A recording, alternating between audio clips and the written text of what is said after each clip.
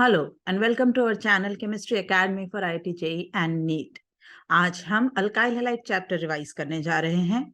यह चैप्टर हम दो पार्ट्स में रिवाइज करेंगे। पहले पार्ट में हम जनरल न्यूक्लियोफिलिक सब्स्टिट्यूशंस को समझेंगे, उसकी और एलिमिनेशन की कंपैरिजंस थोड़ा देखेंगे, और पार्ट 2 में हम other preparation, physical properties and rest of the chemical reactions of alkyl halide study करेंगे।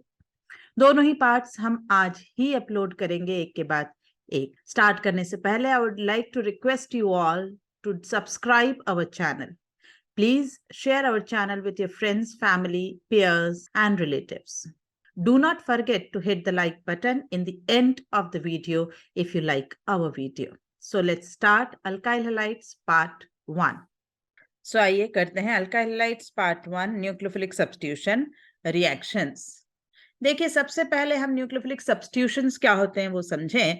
न्यूक्लियोफाइल अगर एक पर्टिकुलर कंपाउंड Rl पर अटैक कर रहा है और बना रहा है RNU, L हटा दिया गया और उसकी जगह न्यूक्लियोफाइल आया, इसी को सब्स्टिट्यूशन। और क्योंकि न्यूक्लियोफाइल आकर सब्स्टिट्यूट कर रहा है तो उसे हम कहेंगे nucleophilic substitution reaction. IUPAC representation SN से हम करते हैं, where S is for word substitution and N is for nucleophilic. अब न्यूक्लियोफिलिक सब्स्टिट्यूशन कई तरीके का होता है, SN1, SN2, SNI, SNAR, SNAE। कहने को तो SNNGP, SNEA, SN1-2- and SNI- भी होता है, लेकिन हम इनमें से सिर्फ ये ऊपर लिखे हुए 5 ही स्टडी करेंगे, क्योंकि मेंस के सिलेबस में सिर्फ यही 5 आपको काम आते हैं। तो SN1, SN2, SNI, SNAR और SNAE ये हम मेनली स्टडी करने वाले हैं, राइट। तो सबसे पहले हम न्यूक्लियोफिलिक सब्स्टिट्यूशन पर बढ़ने से पहले न्यूक्लियोफाइल क्या होता है ये समझें।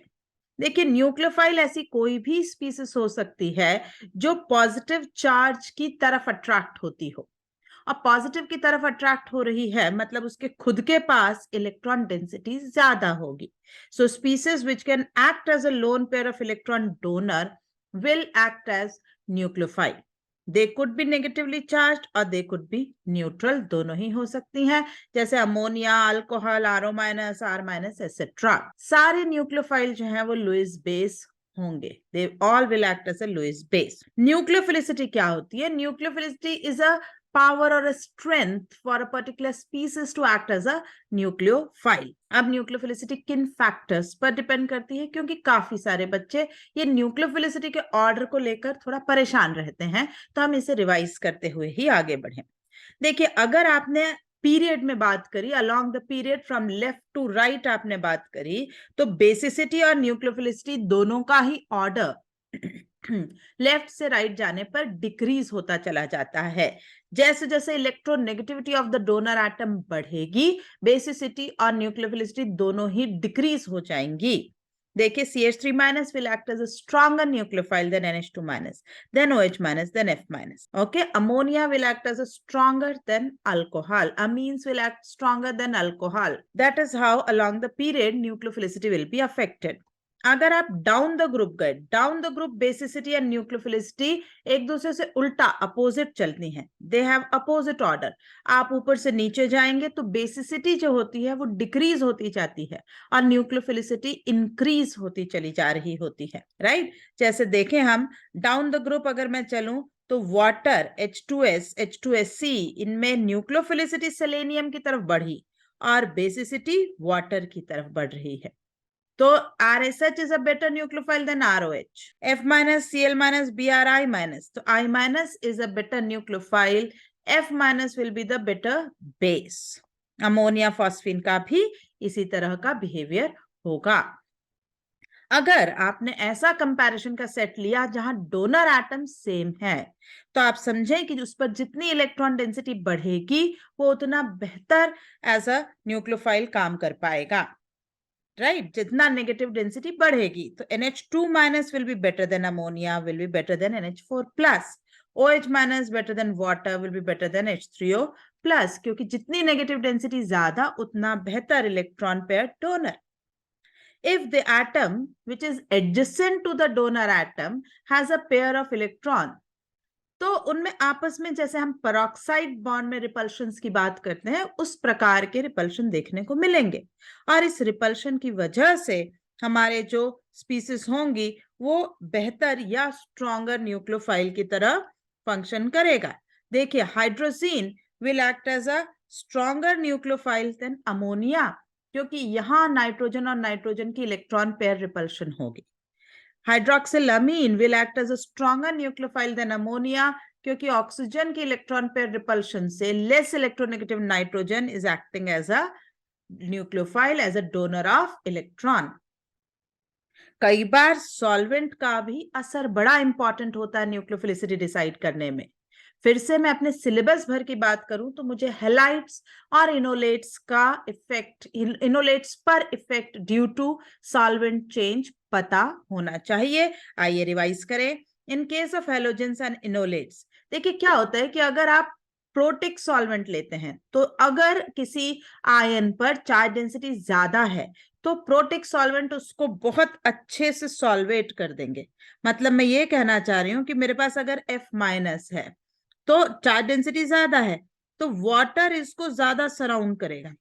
वाटर ने जब इसको ज्यादा सराउंड कर लिया, अब जब मुझे रिएक्शन करानी है तो मुझे एक्स्ट्रा एनर्जी देनी पड़ेगी इस सॉल्वेंट की लेयर को स्ट्रिप ऑफ करने के लिए, हटाने के लिए। और वो एक्स्ट्रा एनर्जी मेरी एक्टिवेशन बैरियर को बढ़ा देगी, तो रेट ऑफ रिएक्शन कम हो गया। F- कमजोर न्यूक्लियोफाइल साबित हुआ। I- क्योंकि चार्ज डेंसिटी कम है तो कम लेयर्स जो हैं, कम वाटर की लेयर्स उसको सराउंड करेंगी और हम जल्दी से जल्दी इसे हटा पाएंगे। करेक्ट। तो ये डिफरेंस हमें यहां देखने को मिलेगा। अब हम आगे बढ़ते हैं। तो ये क्या फर्क पड़ता है, इस तरीके से अगर हमें इफेक्ट देखने को मिलेगा, सॉल्वेशन बढ़ा, लेकिन ये सॉल्वेशन बेसिकली सिर्फ प्रोटिक सॉल्वेंट में देखने को मिलता है। तो अगर आप एप्रोटिक और गैशियस में बात कर रहे हैं तो ये सभी सिर्फ अपने चार्ज डेंसिटी पर ही काम करेंगे। आई बड़ा साइज का है, एफ छोटी साइज का है, तो ये ज्यादा अनस्टेबल बर्ताव करेगा। छोटी साइज ज्यादा charge density, F- will behave as more unstable.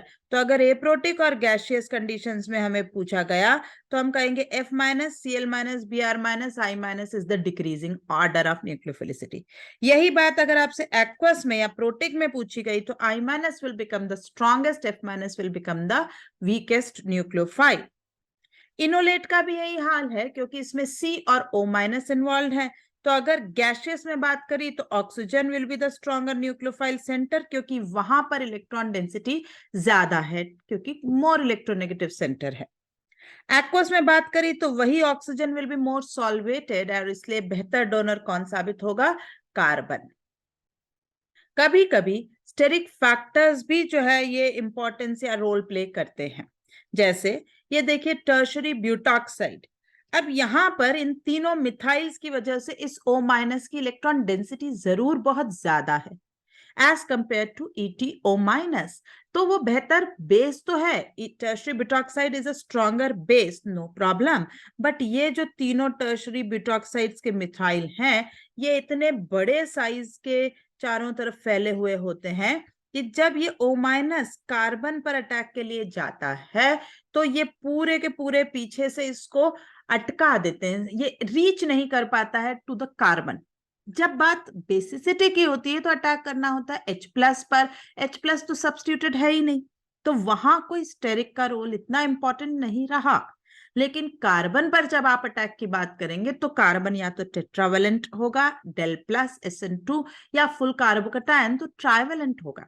लेकिन दोनों ही स्थितियों में उस पर अटैक करते वक्त ये स्टेरिक इन ग्रुप्स को नुकसान दे रहे हैं। सो ये कमजोर nucleophile but better base than EtO- साबित हुआ। Similarly LDA, lithium diisopropyl amide, यहां पर भी नाइट्रोजन, ये दो आइसोप्रोपाइल ग्रुप हैं इसके पास, और as a result is a stronger base but due to steric is a poorer nucleophile than NaNH2। Okay. अब यहां पर हमने न्यूक्लियोफिलिसिटी और बेसिसिटी की बातें करी, तो आपको पता होना चाहिए कि इन दोनों में अंतर क्या है। एक खास जो अंतर मैं आपको कहूं कि सबसे बड़ा अंतर है, बेसिसिटी जो है ये इक्विलिब्रियम वाली प्रोसेस है, और इसलिए इसको कंट्रोल करने के लिए आपको के इक्विलिब्रियम देखना होता है। ये थर्मोडायनामिकली कंट्रोल्ड फिनोमिना होगा। ओके, इसको कंट्रोल कौन करेगा? थर्मोडायनेमिक्स। वहीं पर अगर आपने न्यूक्लियोफिलिसिटी की बात करी तो nucleophilicity is irreversible phenomena. Okay, जब आप न्यूक्लियोफिलिसिटी की बात करेंगे तो उसको आप इरिवर्सिबल कहते हैं, इरिवर्सिबल पाते हैं, और इसलिए it will be controlled by rate constant and it is a kinetic phenomena. आप बस दे देंगे, इलेक्ट्रॉन फास्ट देना इज इंपॉर्टेंट, देने के बाद क्या स्टेबल है नहीं है ये सब न्यूक्लियोफिलिसिटी ऑर्डर डिसाइड करने में कंट्रीब्यूट नहीं करते हैं, जबकि बेसिसिटी में करते हैं। वहां कॉन्जुगेट एसिड बेस कॉन्सेप्ट है, वो टोटली इक्विलिब्रियम पर बेस्ड फिनोमेना है। अब हम शुरू करते हैं SN1। SN1 मतलब यूनिमॉलिक्यूलर न्यूक्लियोफिलिक सब्स्टिट्यूशन रिएक्शन। 1 जो है वो RDS में एक ही मॉलिक्यूल पार्टिसिपेट करेगा, इसको दिखा रहा है। देखें RL जिसके अंदर कोई ऑलरेडी पोलैरिटी है, ये L को आप इमेजिन कर सकते हैं ClBrIF, तो डेल प्लस डेल माइनस यहाँ ऑलरेडी है। अब हम जब इसे पोलर सॉल्वेंट में डालते हैं, मान लीजिए वाटर हो, तो ये तो है आपका R+, इसके आसपास वाटर अपना नेगेटिव पोल जो है वो फॉरवर्ड करेगा, वो इसके ज्यादा पास आएगा इस तरीके से। और जब वाटर इसको इस तरह से सराउंड कर रहा है तो ये जो इसका नेगेटिव एंड है, दैट इज द L- वाला and, it will be surrounded by water का डेल प्लस, जैसे यहां पर हम प्रोटॉन को आगे कर रहे हैं। लेकिन जब ये इस तरह से आते हैं, जब ये इस तरह से उन बॉन्ड के आसपास सराउंड होते हैं, तो ये जो शेयर्ड पेयर थी वो और भी ज्यादा एल की तरफ अट्रैक्ट होती चली जाती है, और polarity in this bond will increase and ultimately the solvent जो will creep between these two, उसके अंदर घुस जाएगा और ये बनेगी solvent separated ion pair which finally will break the bond completely, and now R plus is surrounded by solvent, L minus will be surrounded by solvent, तब जाके nucleophile attack करके आपको प्रोडक्ट बनाएगा।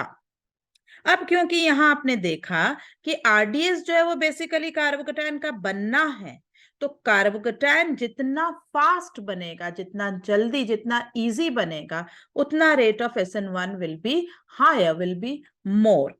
इसलिए order of reactivity of different RL for this reaction is 3 degree, greater than 2 degree, greater than 1 degree. Methyl is the last and the least reactive for SN1। Solvent का भी आपने contribution देखा, solvent जितना ज्यादा polar होगा उतना fast हमें इन bonds को पोलराइज करने में हेल्प करेगा। इसलिए with increase in solvent polarity rate of this SN1 reaction will increase. तीसरा हम देख रहे हैं कि L जितनी जल्दी बॉन्ड ब्रेक करके भाग जाए, चला जाए, उतना जल्दी कार्बोकैटायन बनेगा। तो with increase in leaving nature of L rate of SN1 increase होता चला जाएगा। और ये लीविंग नेचर किस चीज पर डिपेंड करता है? तो लीविंग नेचर पुअर बेसिस और बेटर लिविंग ग्रुप। देखिए I minus is a better leaving group than Br minus, is a better leaving group than Cl, is a better leaving group than F। जितना अनायन हटने के बाद अपने आप में stabilised है, उतना वो पुअर बेस है और बेहतर लिविंग ग्रुप होगा। Correct. As free carbocation is form, तो रीअरेंजमेंट आपको बिल्कुल यहां देखने को मिलेंगे। इसलिए ये देखिए एग्जाम्पल, ये एक 1 डिग्री कार्बोकैटायन है, अगर इसने मिथाइल शिफ्ट की तो it will rearrange to 3 degree carbocation. ये 2 डिग्री कार्बोकैटायन, यहां से अगर इस जगह से ये हाइड्राइड शिफ्ट करे तो it will rearrange to 3 degree. वैसे ही ये एक 1 डिग्री कार्बोकैटायन है, अगर ये यहां से हाइड्राइड शिफ्ट करे तो it will become benzyl carbocation. E1 will compete with SN1 and with increase in temperature yield of E1 will increase। अगर आपको हमारा अल्कीन वाला लेक्चर याद हो तो उसमें हमने बात करी है कि E1 के अंदर भी कार्बोकैटायन ही बनता है, तो होता क्या है कि till the formation of carbocation तो रिएक्शन साथ ही आई है ना, कार्बोकैटायन आपका साथ बना। अब इस पर न्यूक्लियोफाइल अटैक करे तो ये SN1 हो जाएगा, और अगर इस पर एल्कीन हो जाए, इसमें -H+, if it loses it's H+, और ये अल्कीन बना रहे तो ये इवन हो जाएगा। लेकिन Rl से R+ जो RDS है वो तो दोनों के लिए सेम ही है, तो R+ के आगे अगर आपने टेम्परेचर अच्छा दिया तो आपको इवन डोमिनेट करती हुई मिलेगी, अदरवाइज SN1। दूसरे जो दो फैक्टर्स आपको इवन की तरफ लेकर जा सकते हैं वो है स्टेबिलिटी ऑफ अल्कीन, जो यहां बनेगी वो जितनी बढ़ेगी, जितनी ज्यादा होगी, उतना आपको एलिमिनेशन ज्यादा देखने को मिलेगा। ठीक, और लास्ट और थर्ड फैक्टर होता है कि मीडियम के अंदर जो न्यूक्लियोफाइल है वो जितना वीक हो उतना एलिमिनेशन आपको सपोर्ट होगा। इसका एग्जाम्पल मैं आपको याद दिलाऊं, जब आपने डिहाइड्रेशन ऑफ अल्कोहल किया तो आपने क्या किया, आपने कॉन्सेंट्रेटेड H2SO4 या H3PO4 का यूज करा। क्यों? क्योंकि जो कॉन्जुगेट बने वो रेजोनेंस स्टेबलाइज्ड है, और इसलिए उनमें आपको न्यूक्लियोफिलिसिटी नहीं मिल रही है या बहुत कमजोर मिल रही है। As a result, elimination is dominating over their substitution products. अगर वहीं आपने HX लिया होता तो आपको अल्काइल हैलाइड मिलते ना बराबर। तो अगर जो कॉन्जुगेट है वो पुअर न्यूक्लियोफाइल है तो भी आपको एलिमिनेशन का यील्ड ज्यादा मिल सकता है। Next point, if any chiral centre is generated as a result of SN1, अगर SN1 रिएक्शन से SN1 के प्रोडक्ट के तौर पर कोई कायरल सेंटर बन रहा है तो वो आपको एक रेजिमिक मिक्सचर के तौर से मिलेगा। क्यों? क्योंकि कार्बोकैटायन प्लेनर है, उस sp2 पर न्यूक्लियोफाइल उस प्लेन के अप से अटैक करे तो डेक्स्ट्रो बना, डाउन साइड से तो लीवो बना। तो एज अ रिजल्ट आपको प्रोडक्ट जो मिलेगा वो रेजिमिक मिक्सचर मिलेगा। If any chiral centre is generated as a result of SN1 it will be obtained as racemic mixture. देखें ये एग्जांपल। ठीक, नेक्स्ट पॉइंट, क्योंकि इंटरमीडिएट जो है वो sp2 हाइब्रिडाइज्ड कार्बन है, तो अगर आपके पास सबस्ट्रेट ऐसा है जिस पर किसी भी XYZ कारण से sp2 हाइब्रिडाइजेशन बन नहीं पा रहा, हो नहीं सकता, तो वहां पर आपका रिएक्शन फेल होगा, दोनों SN1 भी और E1 भी। ये देखिए ये कंपाउंड जो है ये L यहां पर राइट, ये ब्रिजेट पर प्रेजेंट है, और ये ब्रिजेट पर आप नहीं बना सकते sp2 हाइब्रिडाइज्ड इंटरमीडिएट और ट्रांजिशन स्टेट, बल्कि ये ब्रिजेट या तीन जो एग्जांपल लिखे हैं इन पे SN1 E1 SN2 E2 चारों ही फेल होती है, क्योंकि इन चारों में ही sp2 हाइब्रिडाइज्ड ट्रांजिशन स्टेट या इंटरमीडिएट का निर्माण होगा। SN1 ना तो स्टीरियो स्पेसिफिक है ना ही स्टीरियो सिलेक्टिव है। क्यों? अभी हमने कहा ना कि ना डेक्स्ट्रो ना लीवो, आपको रेजिमिक मिक्सचर मिल रहा है तो सिलेक्शन ऑफ प्रोडक्ट तो हुआ ही नहीं। आप किसी भी इनएंट्रोमर ऑफ रिएक्टेंट से शुरुआत करें, प्रोडक्ट मिक्सचर एक ही जैसा मिल रहा है तो ये स्टीरियो स्पेसिफिक भी नहीं हुई। ठीक, अगर आपने वीक न्यूक्लियोफाइल लिए हैं मीडियम में तो आपको SN1 देखने के चांसेस ज्यादा हैं, और अगर आपने स्ट्रॉन्ग न्यूक्लियोफाइल लिए तो वो SN2 की तरफ चल देंगे। KI इफेक्ट मतलब kinetic isotope effect is absent in both SN1 and E1। क्यों? क्योंकि RDS में हाइड्रोजन ड्यूटेरियम का कोई कंट्रीब्यूशन, कोई योगदान है ही नहीं, ना तो बॉन्ड बन रहे ना टूट रहे, RL का बॉन्ड ब्रेक हो रहा है।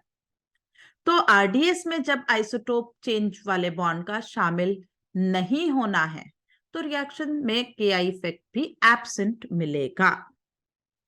ठीक, अब आते हैं हम बायमॉलिक्यूलर न्यूक्लियोफिलिक सब्स्टिट्यूशन रिएक्शन। दो मॉलिक्यूल्स शामिल होंगे RDS में। SN2 बेसिकली कहा जाता है is a single step reaction.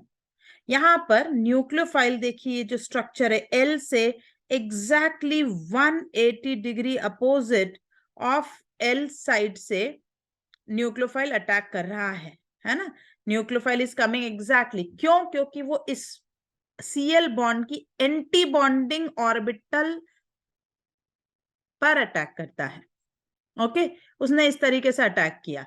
नतीजा आपको sp2 hybridise trigonal planar transition state देखने को मिली, जो कि पेंटा कोऑर्डिनेटेड है, मतलब स्टेरिक क्राउडिंग होनी है, 3H, एक न्यूक्लियोफाइल और एक L, 5 चीजों से घिरी हुई है। तो ये स्टेरिकली बड़ी ही परेशान स्पीसीज होती है।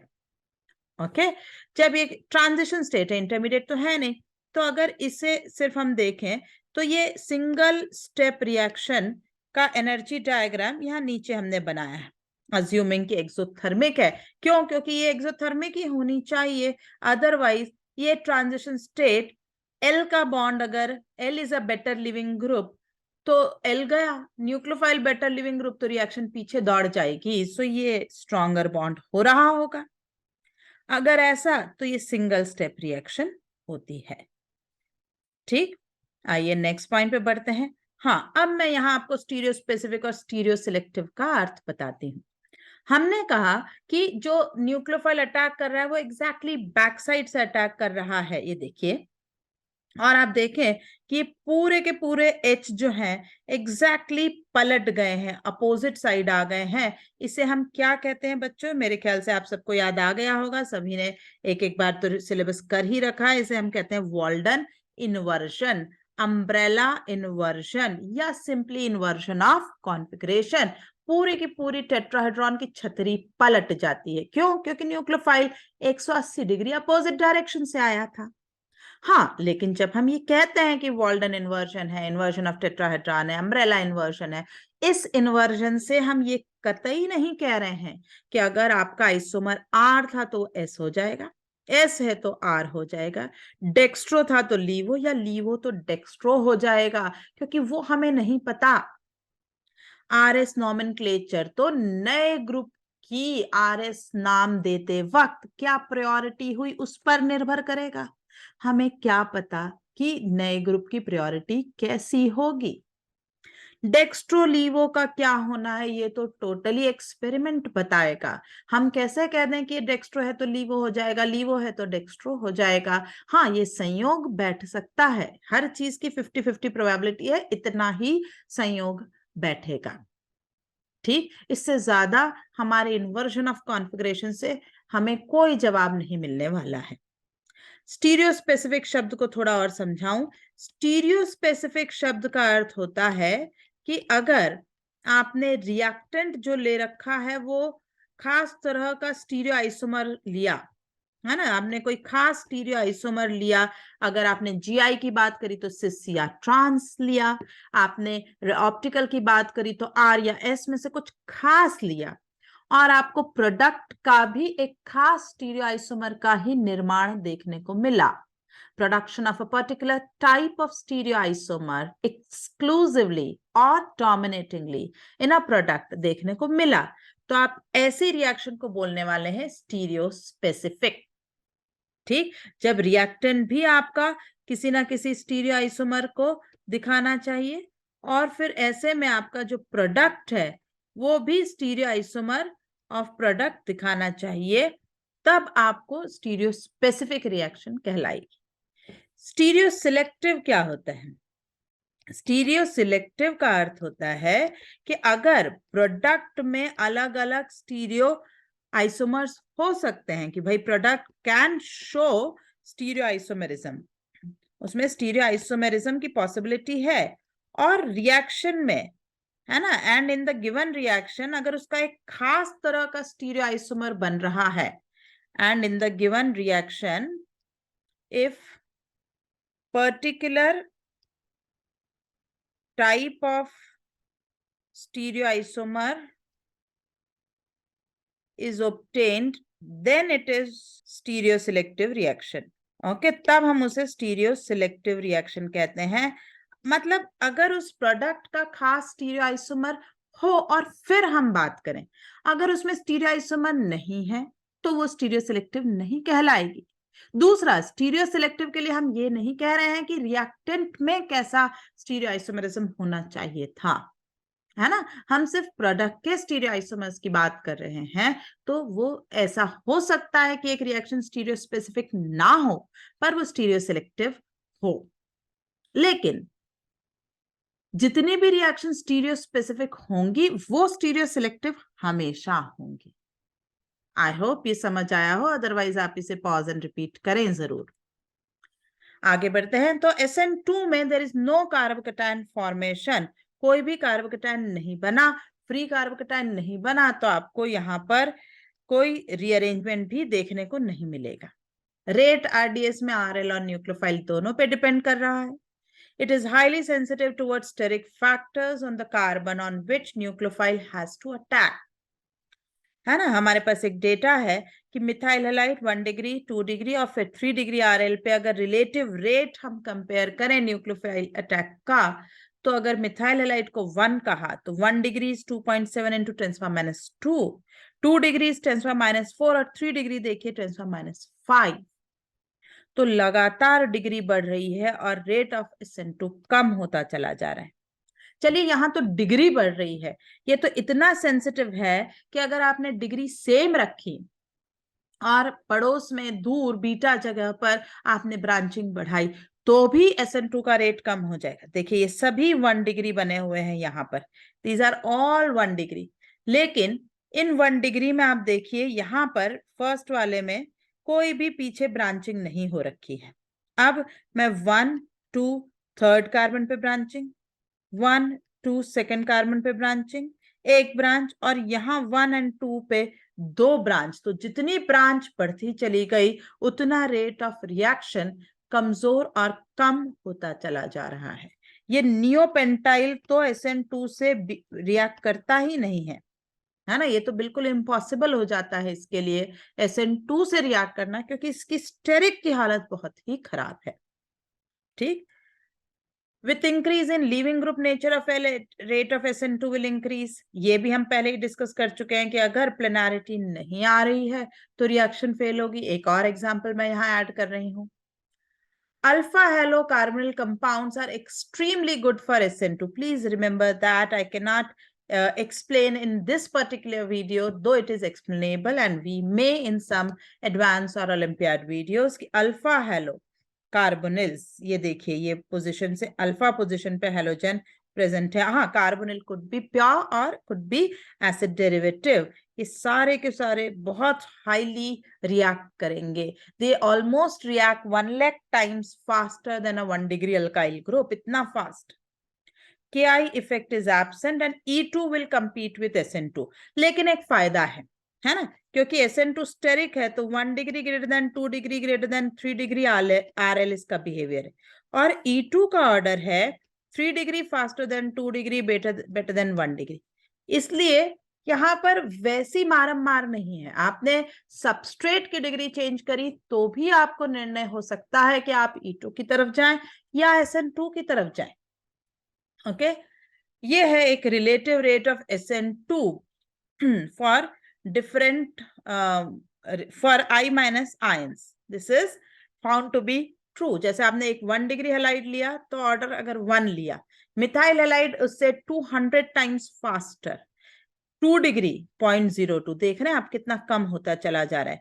Allyl is a 1 degree and is having this particular resonance effect, so it is 79, right, but still less than methyl. Benzyl is having a more resonance, is having a better resonance, so yes it will react faster, है ना। ये तो आपको देखने को मिल ही रहा है कि ये रिएक्ट फास्ट तो करेगा, लेकिन ये अभी भी मिथाइल के लगभग बराबर ही जा रहा है। ऑक्सीजन ने -I बढ़ाया, इस कार्बन पे del प्लस बढ़ा, this is faster than any normal primary halide. और अल्फा 2 कार्बोनिल की हालत तो देखिए 1 lakh times faster than normal primary halides. Okay, I think this order will give you just a window to understand that what are the orders. I'm not asking you to remember these, just कि किस तरह का order आपको देखने को मिलता है। ठीक, अब हम आते हैं SNI पर। SNI is intramolecular nucleophilic substitution reaction with retention of configuration। SN1 में आपने देखा रेसिमिक मिक्सचर बना, SN2 में आपने देखा वाल्डन इन्वर्जन मिला। यहाँ पर कॉन्फ़िगरेशन वैसे की वैसे, जहां से ग्रुप गया उसी जगह पर नया ग्रुप आएगा।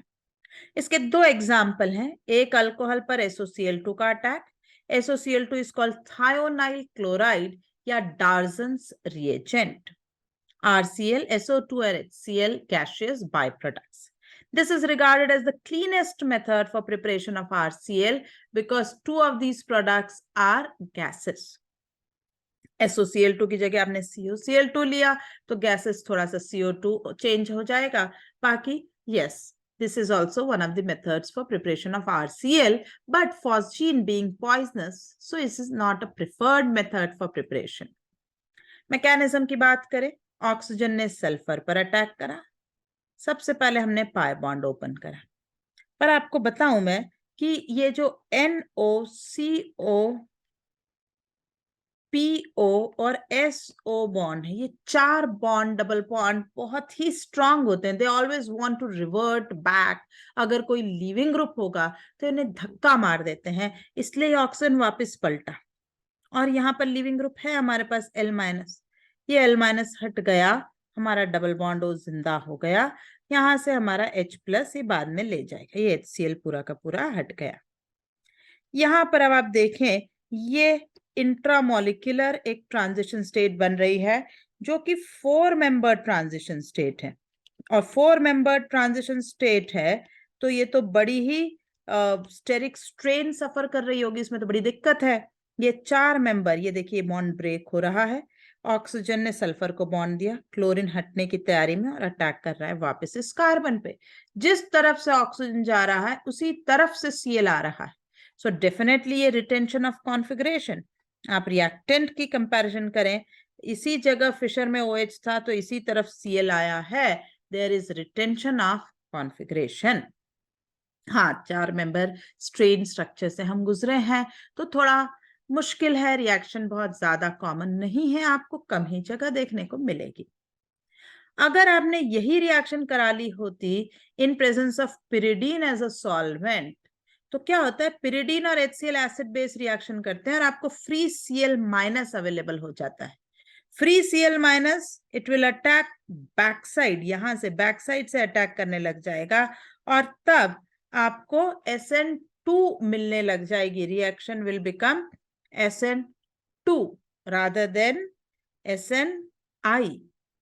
ओके कि अगर आपने इसका रिएक्शन 2-ब्यूटेनॉल का SOCl2 से लिखा है तो आप जहां OH है फिशर में उसी की जगह Cl लगा देंगे. पिरिडीन है तो एग्जैक्टली अपोजिट तरफ लगाएंगे क्योंकि there will be SN2 inversion of configuration. Okay, अब हम आते हैं SNAR पर. SNAR is nucleophilic substitution on aromatic ring.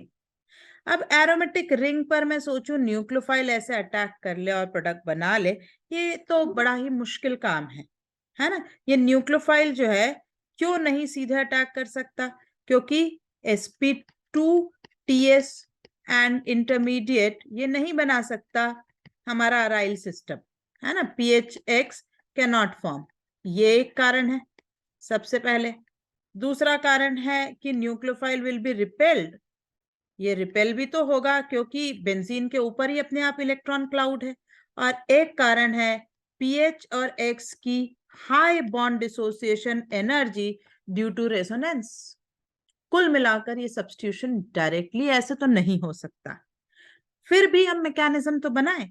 ये न्यूक्लियोफाइल इस तरीके से अटैक करा, minus charge, minus is resonating. इसे हम कहते हैं मेसेनहाइमर कॉम्प्लेक्स ऑफ SNAR. एरोमेटिसिटी का नुकसान हुआ, अब वापस से ये X- हट गया, न्यूक्लियोफिलिसिटी आ गई, न्यूक्लियोफाइल अटैक कर गया और ये रिंग वापस एरोमेटिक हो गई.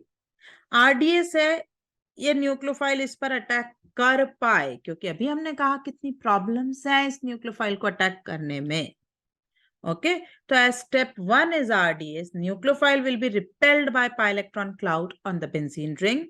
Anything, ऐसा कोई भी फैक्टर जो जिस कार्बन पर हमारा न्यूक्लियोफाइल अटैक कर रहा है वहां अगर डेल प्लस का मैग्नीट्यूड बढ़ा दे.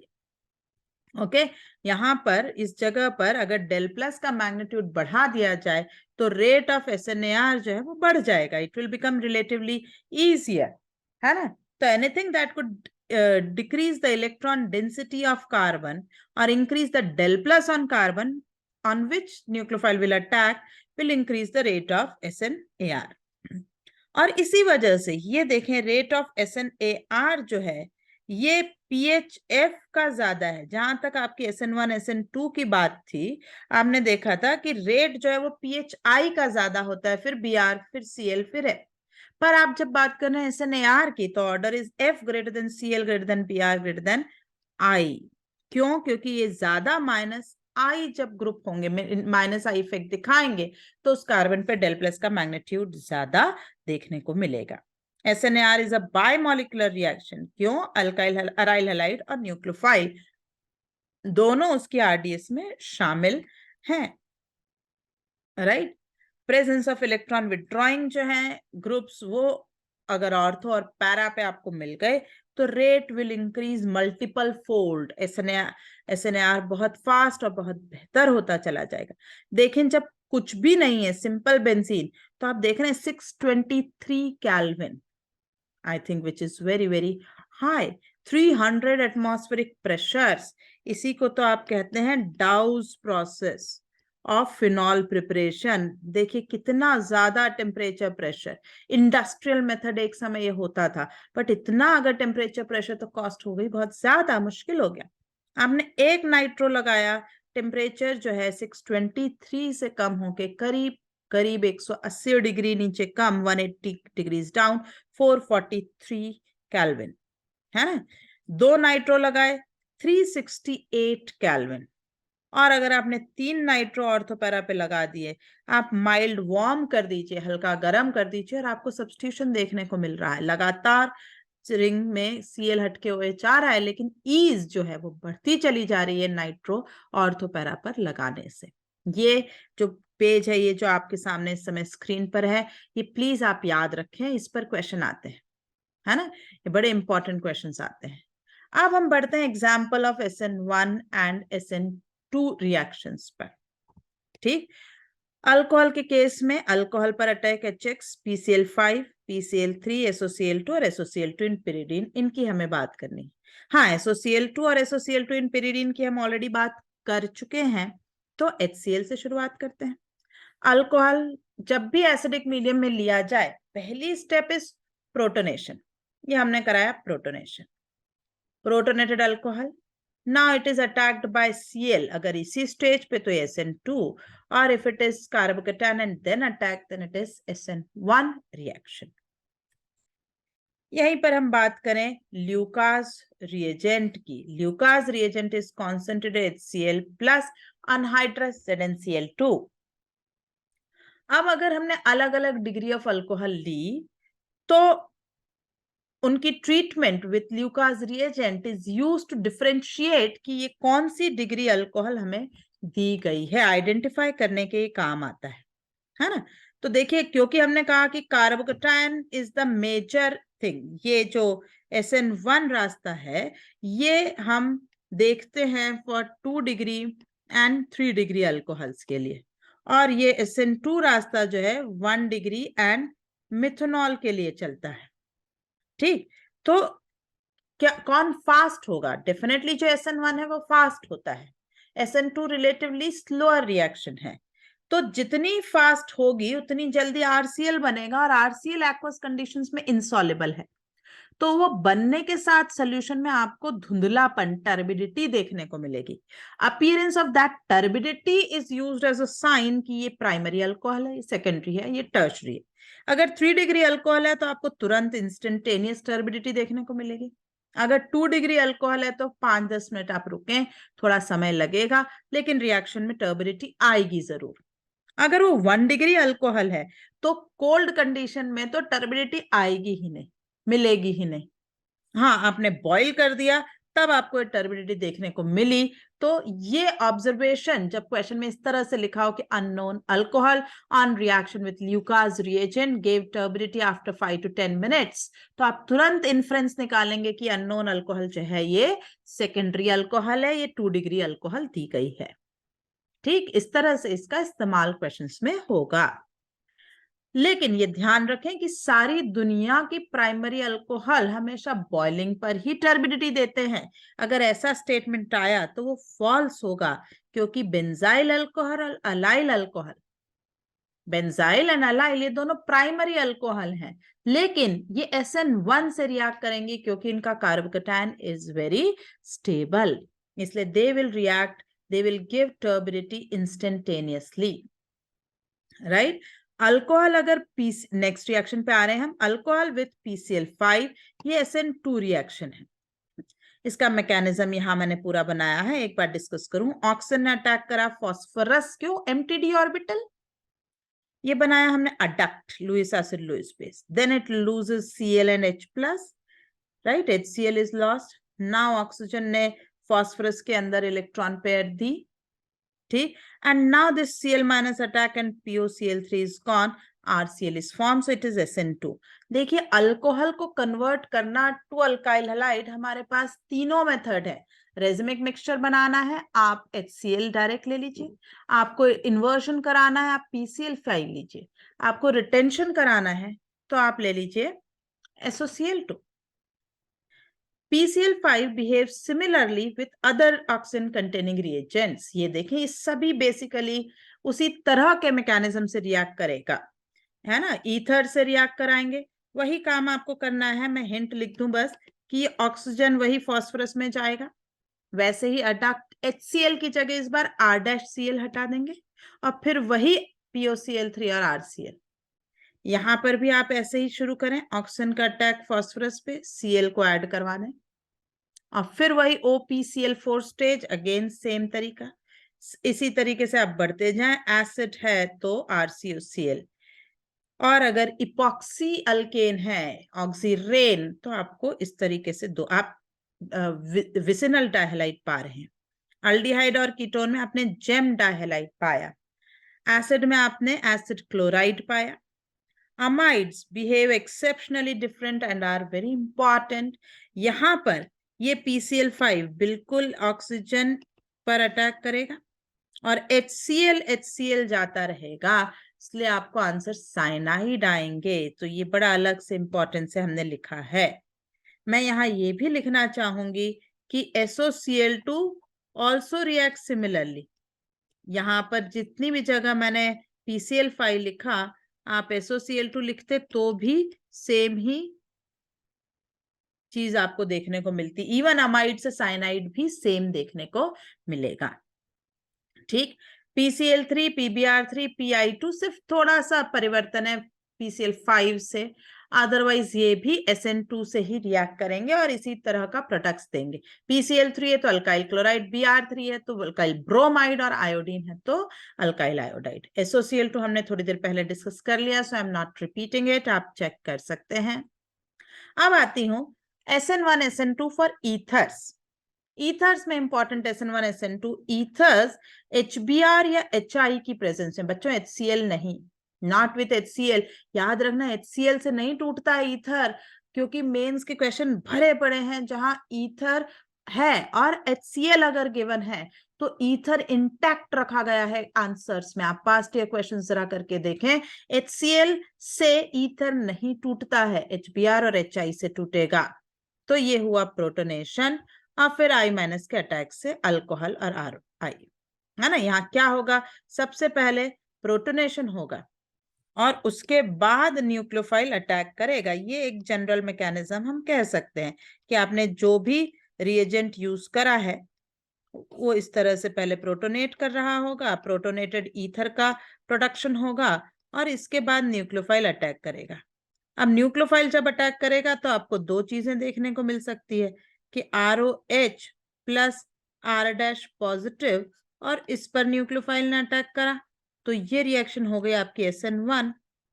या ये भी हो सकता है कि न्यूक्लियोफाइल इसी स्टेज पर डायरेक्टली अटैक कर लेता, तो ये स्टेज आपकी हो जाएगी SN2, है ना। अगर ये रास्ता है तो ये SN1 है और ये SN2 है।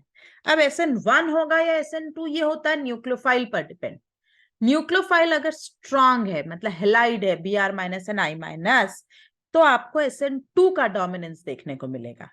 और न्यूक्लियोफाइल अगर वीक है, मतलब डाइल्यूट H2SO4 में पानी, तो आपको SN1 का डोमिनेंस देखने को मिलेगा। दैट इज कॉमन, ठीक। तो देखिए, अगर HI और HBr आपने लिया और R डैश दोनों ही 1 डिग्री या 2 डिग्री हैं, which are good for SN2, तो आपको SN2 मैकेनिज्म मिलेगा। SN2 तो प्रोटोनेशन, उसके बाद इथाइल और मिथाइल में छोटे पर न्यूक्लियोफिलिक का अटैक होगा, इसलिए MEI आपको देखने को मिल रहा है। ओके, अगर आपका R या R डैश में से कोई भी 3 डिग्री बेंजाइल और अलाइल है तो फिर आपको SN1 देखने को मिलेगा। ये देखिए PHCH2O इथाइल। अब प्रोटोनेशन होगा तो कार्बोकैटायन बनेगा PHCH2 प्लस, तो आपको कार्बोकैटायन पर अटैक मिला इसलिए PHCH2I और दूसरा हिस्सा मिल गया अल्कोहल का। क्लियर? अगर आपने यही रिएक्शन ली होती विथ डाइल्यूट H2SO4 तो नोट आपको क्या रखना है कि अगर R और R डैश दोनों में से कोई एक भी 3 डिग्री 2 डिग्री है तो रिएक्शन SN1 होगी। देखिए प्रोटोनेशन हुआ, कार्बोकैटायन बना, तो कार्बोकैटायन कहाँ बना? ये tertiary butyl. Dilute H2SO4 non isotopic, oxygen non isotopic is on tertiary butyl, और 2 डिग्री यही ऑक्सीजन लेकर O18 लेकर अल्कोहल बनाया है। अगर दोनों R डैश मिथाइल या 1 डिग्री हैं तो SN2 मजबूरी है, तब आप देखें कि अटैक कहाँ होगा? मिथाइल पर, और इसलिए मिथाइल नॉन आइसोटोपिक और ये जो इथाइल है ये आइसोटोपिक ऑक्सीजन 18 लेकर हटा है। ठीक, अब आते हैं हम सबसे बड़े SN1 SN2 के रिएक्टेंट अल्काइल हैलाइड्स पर। ये एक मैंने बड़ा सा चार्ट यहाँ बनाया है टू सम अप, फिर इनको डिटेल में मैं बताती हूँ कि attack of aqueous KOH, water, alcoholic KOH। अब देखें वाटर एक सबसे वीक न्यूक्लियोफाइल, फिर आया एक्वस KOH, मतलब OH माइनस हो गया तो न्यूक्लियोफिलिक पावर बढ़ गई है ना? तो यहाँ आपको मेनली SN1 देखने को मिलेगी, यहाँ SN2 देखने को मिलेगी, और अल्कोहलिक KOH वहां बेसिसिटी बढ़ गई तो वहां आपको E2 देखने को मिलेगी। कैसे? एक ही रिएजेंट, एक ही donor atom water OH minus और OH माइनस अल्कोहलिक पूरी रिएक्शन के स्पेक्ट्रम को SN1 से SN2 से E2 की तरफ लेकर जा रहा है। फिर बढ़ते हैं हम अमोनिया और NNH2 का कंपैरिजन देखें। अमोनिया न्यूट्रल है, न्यूक्लियोफाइल बेस दोनों है, न्यूट्रल है तो उसमें SN आपको देखने को मिल रही है, SN2 आपको देखने को मिलेगा, और NNH2 आया तो उसकी बेसिसिटी बढ़ गई और रिएक्शन शिफ्ट हो जाएगी टुवर्ड्स E2।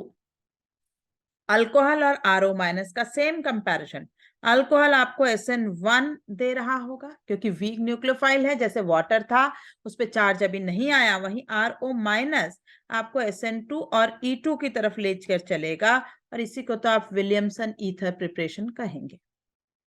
आते हैं NaI पर। NaI is I minus, is a strong nucleophile and a very poor base, तो E2 का सीन ही नहीं है, इट इज SN2, और इस रिएक्शन को आप कहते हैं फिंकलस्टीन्स रिएक्शन। अगर आपने AgF, Hg2F2, COF2, SbF3, तो ये SN2 और रिएक्शन कहलाएगी श्वार्ट्ज। ये हेलोजन एक्सचेंज बहुत इंपॉर्टेंट रिएक्शन है, फिंकलस्टीन एडवांस मेंस दोनों में बहुत आ रही है। ये पूरा ये जो लोअर चार्ट है ना, ये पूरा NaI से लेकर और AgNO2 तक ये रिएक्शंस आप लास्ट ईयर मेंस और एडवांस दोनों पेपर में भरी पड़ी है पिछले 2 साल के अंदर। करीब करीब आप अगर एडवांस में तो दोनों साल पूछी गई है, मेंस में आप सारे पेपर का सम करेंगे तो ऑलमोस्ट 7 to 8 टाइम्स सिर्फ इन्हीं में से क्वेश्चन आ रहा है। ओके, फिर हम आते हैं AgCN, KCN, KNO2, AgNO2, ये एम्बिडेंटेंट न्यूक्लियोफाइल हैं, इनमें आपको SN2 देखने को मिल रही है। Lithium aluminium hydride H minus, okay, is a strong nucleophile and a strong base, SN2 and E2 आपको यहां देखने को मिलेगी। RCOAG, RCO माइनस, SN2, R मेटल ग्रिग्नार्ड मतलब organometallic compound, again SN2 and E2। अब इन्हीं रिएक्शन को एक बार और मैं रिपीट करती हूँ। देखिए एक्वस KOH, SN2, अल्कोहल, कब? जब आपने RX कैसा लिया है, 2 डिग्री या फिर 1 डिग्री, तो आपको SN2 देखने को मिली, और न्यूक्लियोफाइल आपके पास था OH माइनस। अगर आपने 3 डिग्री अल्काइल हैलाइड लिया है बेटा, तो NCERT में मेंशन है बहुत ही क्लियरली कि for 3 degree alkyl halide this reaction becomes SN1। very very important, please be careful with this। Okay, ये आपको याद रखना पड़ेगा कि अगर आपने अगर आपने 3 डिग्री अल्काइल हैलाइड लिया है तो रिएक्शन क्या हो गई है, SN1। देखिए कोई ऐसा फिक्स नहीं होता SN1 SN2 E1 E2। Nature complementary बर्ताव कर रहा है कि भाई SN1 और SN2 दो में से कोई एक करा के रिएक्शन करानी है। हमारे दिमाग में वो कंपटीशन नहीं है, हम तो सोचते हैं दोनों में से एक कराओ, वहां हमें कंफ्यूजन होता है। तो नेचर को ये सब्स्टिट्यूशन कराना है। अब 3 डिग्री अल्काइल हैलाइड SN2 के लिए स्टेरिक ज्यादा है, उसने SN1 का रास्ता ले लिया। ठीक, अल्कोहलिक KOH में अब न्यूक्लियोफिलिसिटी भी बढ़ी और बेसिसिटी भी बढ़ी। बेसिसिटी ज्यादा बढ़ गई इसलिए E2 देखने को मिली और अल्कीन्स, और E2 का ऑर्डर है 3 डिग्री 2 डिग्री 1 डिग्री, SN2 वैसे ही उल्टा जाएगा तो कोई दिक्कत ही नहीं।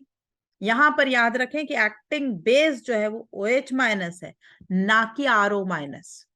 ठीक, अमोनिया में आप अमीन्स बनाते हैं, अमीन्स खुद भी न्यूक्लियोफाइल हैं तो रिएक्शन रुकती नहीं है, it will again attack on next alkyl halide. 2 degree amine बनी, 1 डिग्री से 2 डिग्री अमीन बनी, फिर से अटैक करा 3 डिग्री अमीन बनी, और फिर से अटैक करा तो आपको क्वाटरनरी अमोनियम सॉल्ट्स बन गए।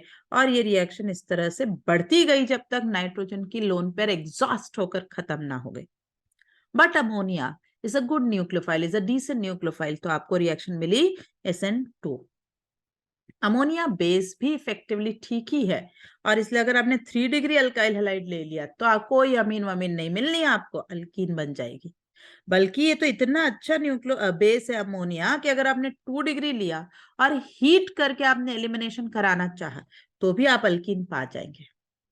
ठीक, अब जब अमोनिया ही एलिमिनेशन कराने की तैयारी में सुटेबल है तो मैं NnH2 ले लूंगी तो वो तो बहुत ही बढ़िया बेस हो गया। It is much better as a base, full E2।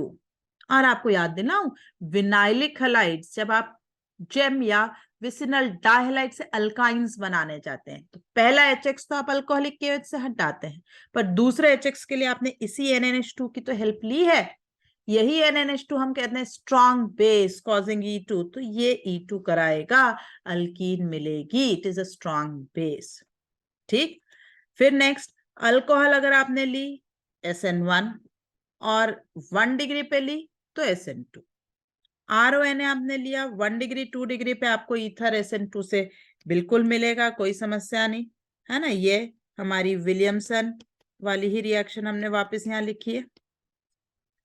और अगर आपने 3 डिग्री अल्काइल हैलाइड लिया तो आपको अल्कीन मिलेगी, ईथर नहीं मिलेगा, क्योंकि RO minus is also a good base.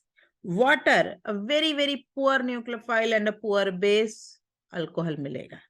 जब सॉल्वेंट खुद ही न्यूक्लियोफाइल का फंक्शन कर रहा होता है तो उसे हम सॉल्वोलिसिस बोलते हैं। Lysis is to break the bond and solvent is breaking and making the bond. Okay, next is Finkelstein reaction, very very important zone again. यहां पर क्या हो रहा है, NaI इन एसीटोन, आप इस एसीटोन को बदलकर कोई और सॉल्वेंट ले लें और रिएक्शन मन से लिखें तो गलत होगा। आपको एसीटोन ही रखना है क्योंकि इस रिएक्शन का पूरा ड्राइविंग फोर्स ये है, ये इक्विलिब्रियम। एसीटोन के अंदर NaI सॉल्युबल है और NaCl और NaBr प्रेसिपिटेट हैं। अदरवाइज I माइनस कैसे इस तरीके से आगे बढ़ जाए, रिएक्शन कैसे हो जाए। ओके, क्योंकि एप्रोटिक है ना एसीटोन, एसीटोन में तो Cl माइनस और Br minus would have been a stronger nucleophile than I minus. लेकिन हम उन्हें क्या कर रहे हैं, हम उन्हें मीडियम से उठा के बाहर फेंक रहे हैं, प्रेसिपिटेट है, उन्हें बाहर हटा रहे हैं। इसलिए ली चैटलियर की वजह से equilibrium disturb and reaction is pushed forward, so you have to have compulsory presence of acetone. Similarly आप हैलाइड्स में फ्लोराइड भी बना सकते हैं, तब ये श्वार्ट्ज है, रिएजेंट हमने यहाँ लिखे हैं AgF Hg2F2CO2 या SbF3। फिंकलस्टीन में आप सिर्फ क्लोरीन या ब्रोमीन स्टार्टिंग मटेरियल ले सकते हैं, लेकिन AgF में यहां पर हम जब बात करेंगे तो आप Cl, Br या I तीनों में से कोई सा भी लेंगे, आंसर इज फ्लोराइड। नेक्स्ट आए हमारे बड़े इंपॉर्टेंट सेट पे एम्बिडेंटेड न्यूक्लियोफाइल। ये शब्द मैंने आपको पहले भी समझाया है, फिर से बोलती हूं, अगर कोई न्यूक्लियोफाइल में ऐसा है कि एक से ज्यादा जगह से it can act as a donor of electron pair, then it will be called ambidentate. दो, जैसे एम्फीबियन, दो जगह रह सकते हैं एक समय में, तो पर एक ही जगह रहेगा ना मेंढक। If it is an amphibian, पानी में रह सकता है, जमीन पर, लेकिन एक समय में एक ही जगह। वैसे ही एम्बीडेंटेड बिल्कुल वो दो जगह से दे सकता है, लेकिन एक बार में कोई एक ही का इस्तेमाल करेगा for donation of lone pair.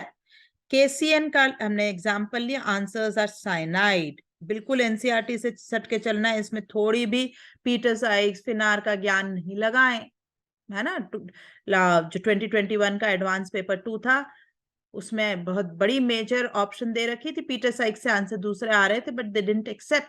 Go by NCERT always. Alkyl halide KCN RCN is formed.